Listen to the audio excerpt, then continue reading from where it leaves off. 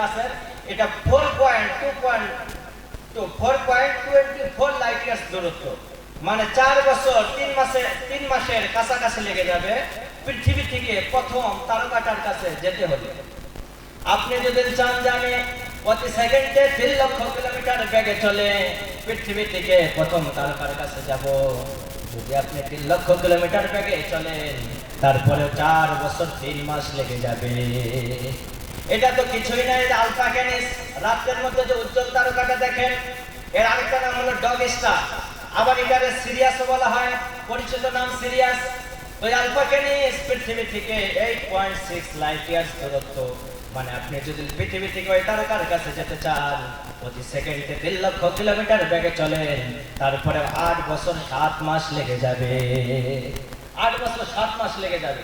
এরকম লক্ষ লক্ষ তারকা দিয়ে আমাদের গ্যালাক্সি। আমাদের ছায়াপথের নাম কি? আমাদের গ্যালাক্সির নাম হলো মিল্কি ওয়ে গ্যালাক্সি। আমাদের ছায়াপথের নাম কি? Milky way galaxy. এই মিল্কি ওয়ে গ্যালাক্সিতে বিজ্ঞান বলে 100 থেকে 400 পরিমাণ তারকা আছে। 100 থেকে কত?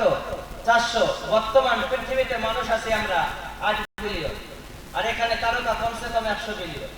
100 থেকে 400 বিলিয়ন পর্যন্ত তারকা আছে এই মিল্কি ওয়ে গ্যালাক্সিতে। এর আয়তন কত বড়?